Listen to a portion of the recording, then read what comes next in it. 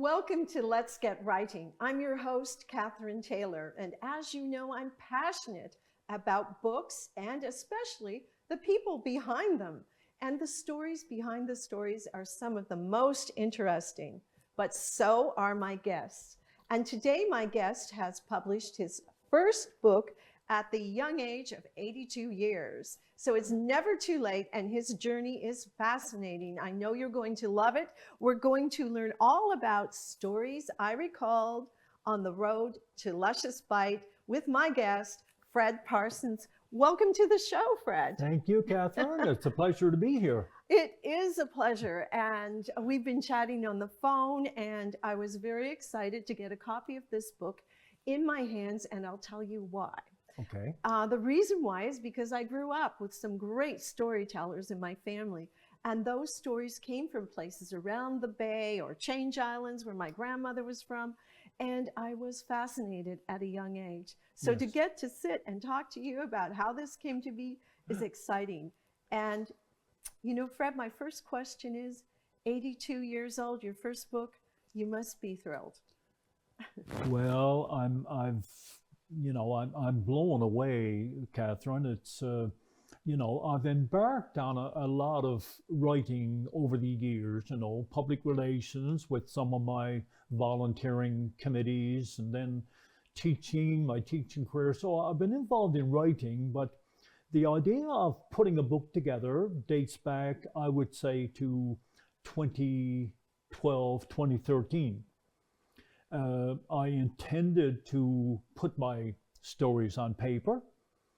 And then when my wife passed away, before which, of course, we had our ideas written down, the basic, the kick lines, like. And anyway, from September of 23, I really got down to business. And I didn't stop basically until I had about 50 stories on paper. So 31 of those, Kathryn, are generated into my first publication, Stories I Recalled on the Road to Lushes Bight. And you have a good start on volume 2, I understand. I've got about 2/3 of my volume 2 completed. So really I've only got to, say write another couple of chapters, but I got all my plans laid. And again, in the first chapter in that one will involve the history of the Parsons family at Lushes Bight. Yeah. And Fred, when I picked up the book, I went inside. I saw the dedication to your wife, which was lovely. And she was not here to see the book, but she was here to be part of the concepts and the writing of it. Yes, Betty and I, Betty was a very good language student in language arts. She could interpret poetry and see the themes of stories, a lot better than I could. So it's unfortunate that she never got a chance to assist me with the writing, but I've dedicated the book in her memory, and I feel good about that, Kathryn. Absolutely, because we do know that many times writing can be a collaborative effort, Yes. whether you need someone to share your ideas and bounce things Yes. off of. Yes. I'm looking at your contents, and so you have it. You were a teacher by profession, and I feel that here because you have everything nicely organized for readers to go in and have a look through where this is going. But how did you pick the stories you chose for this book? From my list of ideas, I basically categorize the stories into chapters. I think I've got 6 chapters there. Amazing stories, music stories. I couldn't leave out the fishing aspect. I grew up by the water in Lushes Bight. Fishing and the fishing boat were common elements of my upbringing. As a matter of fact, Kathryn, I started fishing with my dad when I was 9 years old. And what I achieved from that gave me the independence that I grew up with, So it's an amazing story. Well, it is, and I did remember, I read that you were 9 and you took on a lot of responsibility. I think children back then did in ways that they don't now, but you just started in family businesses or you continued on, you were part of the team. And if you think of where you were living in Lushes, Bight, and if people don't know where that is, well, you can tell them better than me. Yes.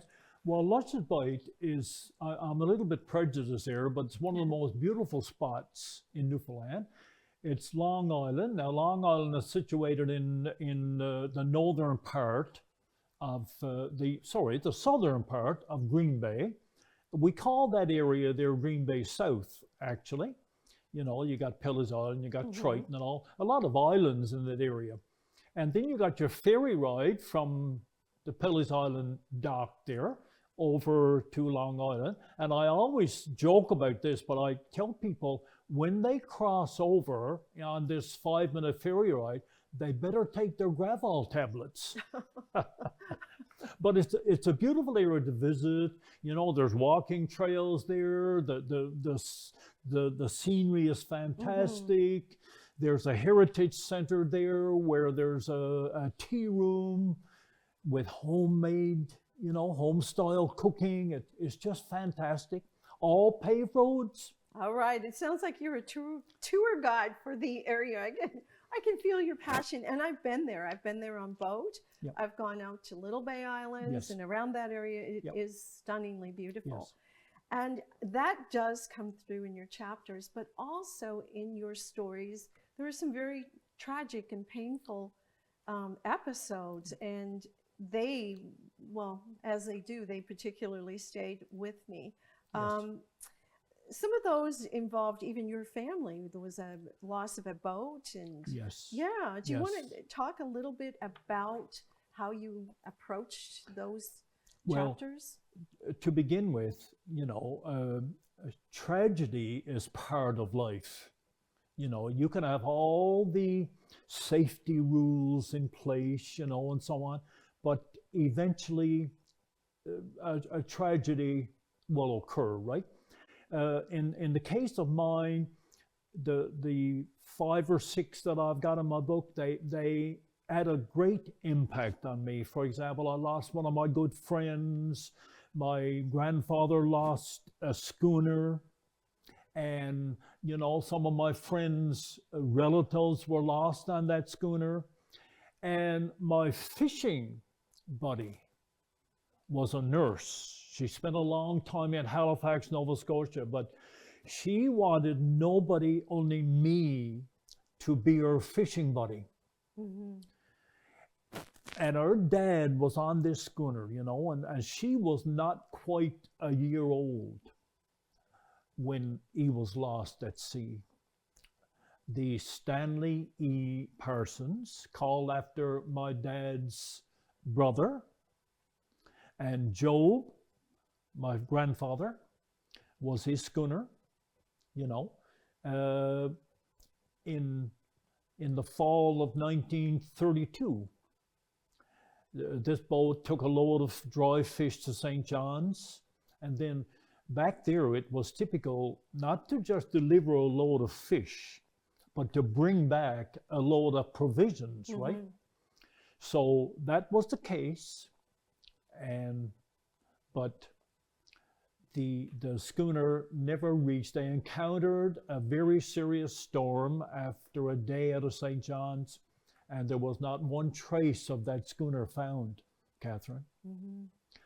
But the captain wrote a letter to his wife back in Lushes Bight the day before, okay, saying that they were waiting in the harbor for a safe time out, because back there, of course, as you realized, sailing was the name of the game. Mm-hmm. There was no motor, so they had to wait for the proper winds, to take them out.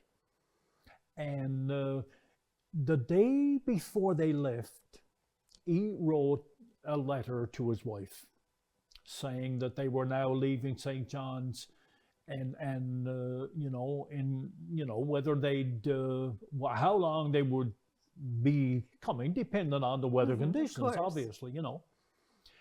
I don't know if there was a premonition of loss of life in that letter, you know, because that next day, that was on the 11th of December 1932, on the 12th, the boat was lost.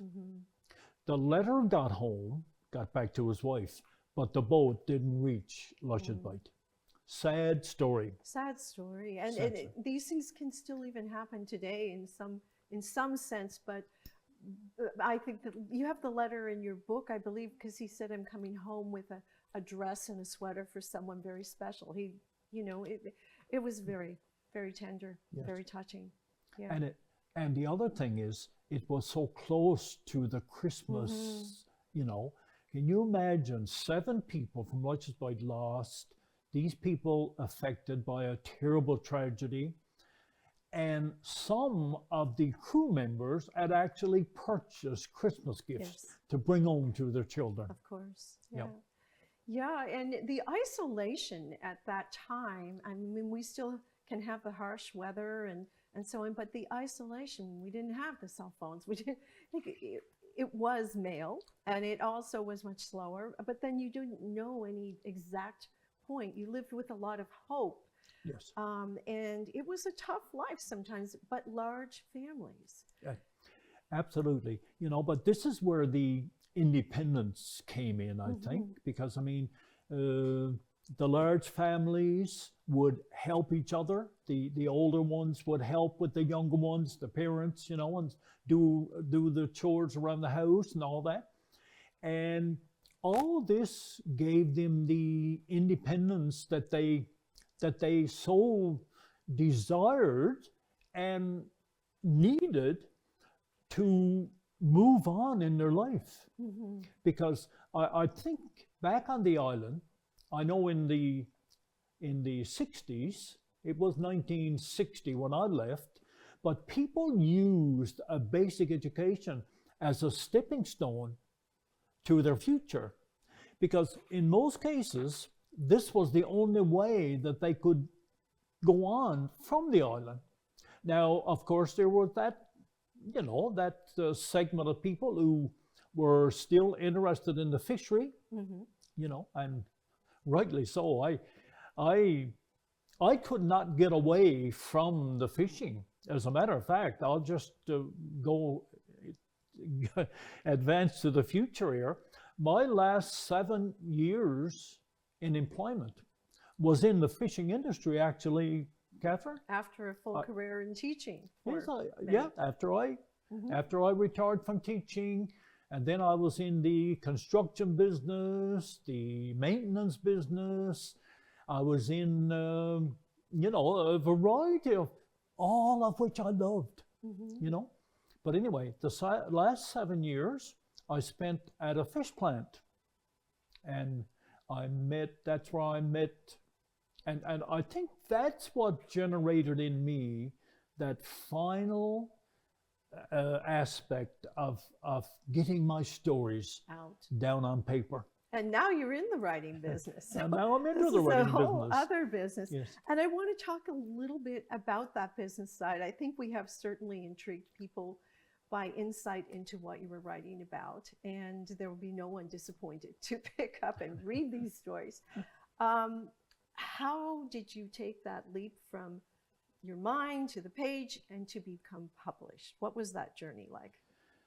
The publishing, well, I wanted to keep my business in the province, right?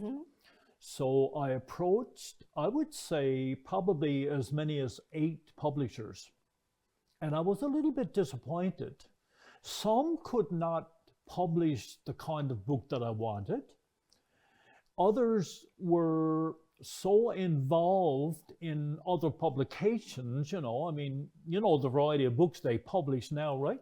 Yes. It would be 2.5 years before they got to me, you know, if they put my name on a list. And I said, well, I'm a middle-aged man, I said. I want my book published, copyrighted in 2024. I couldn't wait. I wanted to get it out on the market, So I did a bit of research, contacted other publishers and contacted some of my buddies who had recently published the book. And anyway, I ended up contacting the Amazon Publishing Hub down in Georgia in the US. And that's when I was hooked on signing the contract. I felt I'm onto something good here. Still having gone outside my province, but that was my only course of action at the time, right? And my contact is the publishing and the formatting was from Turkey, and this I was really pleased with, because it indicated to me how small the world is, And when we got talking back and forth and so on, and then I sent my manuscript and all that, he said, "Sure, you got your book published." So, I did have I was well advanced into my manuscript. I had added my sister and my brother-in-law had edited the manuscript for me. Then, of course, he does the review and all this, and he said, "You know what, Fred," he said, "you got a best-selling book on your hands." Words any author would love to hear. So, I mean, that blew my mind too, but the more I continued this self-publishing journey, the more I was convinced, there's something to what Miles is telling me. Yep. I gotta say, I was really impressed. And you know what, Kathryn? Yes. I invited Miles Crane. He was my key man in charge of public. I've invited him to the province. I've convinced him that it's a beautiful province to visit. And he said, "Sure, all I got to do is read your stories." And I know it's he was blown away with my stories, And I think this is the Newfoundland spirit. We want to bring people here Absolutely. to see, to experience what we live and what we know. And this is a beautiful way to do it. Exactly. It is a beautiful way to do it. And interesting that, so you worked hard on, and this is advice, always bring the best product you can to the table. So really, essentially, when it went down to Amazon, you pretty much had it together. Yeah. Yes, definitely. How about the title? Was that there at that time? The title caused a little bit of, to begin with, my title closely parallels to a song that was recently recorded, "The Road to Lushes, Bight." So I reflected on that, and one of my friends who was an author cautioned me about copywriting. Okay, so my good buddy Wayne Chalk of Buddy What's His Name in Ellerfollows, I contacted Wayne, and he related to me an idea that I was not aware of this, and that is that titles are never copyrighted. So I went on with my title, and of course they were a bit reluctant first because of the long title, where it took up so much space on my book. But I was in total control. I mean, it was my book, it was self-publishing process, and I said, "This is the title I want." There you go. So we planned the format, and I mean, it looks beautiful. It does look beautiful. It looked beautiful. And I mean, it is what it is. Stories I Recall on the Road to Lushes Bight, which it tells you exactly what you're buying. Yes. And the picture of the community on the cover, was that a drone shot that you took? That's a drone shot. One of my key photographers on the island. She takes marvelous pictures. Marvelous. And there's several inside the book too. Yes, there are several photos. Which we are sharing throughout this show. Yep. And I just want to make this note, when you said you ran across this snag and getting it published, literally, and having spoken to so many of the Newfoundland publishers, they are literally booked out 2.5 years. Yes. So there's no process of just a book to publication. But I could certainly think of a publisher that this would be a perfect fit for. Yes. But it's out there now. And how do people get the book? It's easy to get my book. Actually, now in my possession now. I have lots of books currently, and people can go on my Facebook page and indicate that they're interested in my book.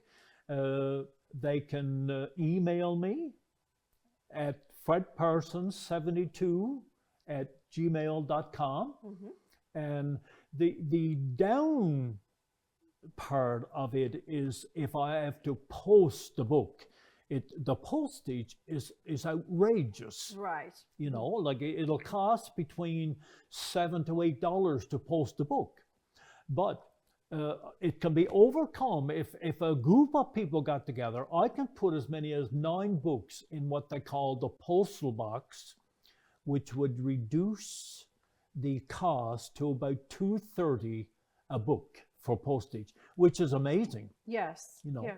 Well, knowing you, you're going to find your way around everything, and I'm sure out in your area you'll be able to put the book in tourist locations, because I think it will appeal to tourists, but I honestly feel it will appeal to a lot of Newfoundlanders. Yes. Who you could take almost any part of our province, and you could go in and you could find these stories, and Yes. this is like the magic of. Yeah.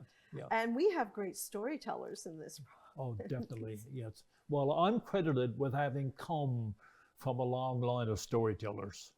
My dad in particular, and I'm sure you read the one of Dad. His amazing memory of recalling a poem with 64 lines. Yes. And the amazing thing was, it was the night before he passed away.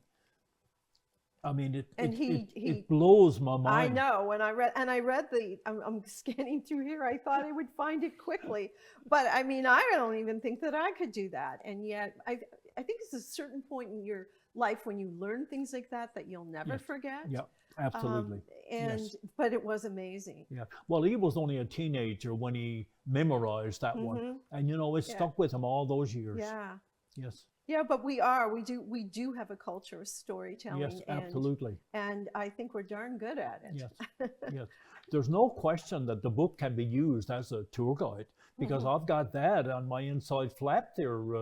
Oh, do you? Yeah, well, definitely. Let's see. I'm sure I it did could be read that. used as a tour guide for the Green Bay and the northeast coast. Yes, you do. This book can serve as a comprehensive. Yes, a comprehensive tour guide for the Green Bay and the northeast coast areas. Absolutely, where your enchanted islands are. Oh, for sure. The places that you've gone, and I love the fact that this book actually you've dedicated to me and my husband, and I have such a wonderful collection of books from the people I've spoken to. I've signed practically every book that I've personally sold. You know, and people like that. People are reluctant to buy it at some of those outlets because it won't be signed, but I've offered them the opportunity. I'll get the book to me and I'll sign it. That's a great idea, and just to have that. Now, on your book, I noticed you have M. Fred Parsons. So this book is going to be available on Amazon. At the time of our interview, it's not up there, but maybe at the time when this airs, and it will air many times, it will be up there. It definitely will. I would say early in February, the book will be available on Amazon in e-form, paperback, and hardcover. But I'm on the understanding that my paperback book will not be as elaborate as this one. This is, as you know, a special edition of my book, because we got the cover flaps where there's a synopsis of my book on the first one and a little blurb on that recently published author on the back. Yes, that wonderful gentleman there. Yeah. But it's been an amazing journey. I think I'll relate this to Kathryn, that my official book launch will be back on Long Island on Saturday, February the 8th. Mm-hmm. And of course, Long Island is the ideal place to launch the book It is. because it's where the stories originate. Mm-hmm. It is exactly where those stories originate. And well, good luck with that. And I'm sure with your energy and your passion for this project, you will get these books out. And I can say, I think, Fred, you would make a fabulous guest for book clubs around the province. So I hope that they take advantage of inviting you. Yes. Because the stories that you personally Yes. can share in addition to these, and Yes. some of them will bring a tear to your eye. There's no doubt, but they will certainly, it captures the culture of our province. Definitely. And we don't ever want to lose that. So No, this is no. an important book historically Yes. for Green Bay. And Yes, I've been praised for what Mhm. my approach, writing down the stories, Mhm. because eventually, if they're not written, they're going to be lost. they will be lost. And I want to thank you so much for sharing this here with me. You're kindly welcome. Thank you, Fred. And it's a pleasure for me to have done it. Ah, yes. Well, folks, thank you so much for joining me on Let's Get Writing, where we share the stories behind the stories.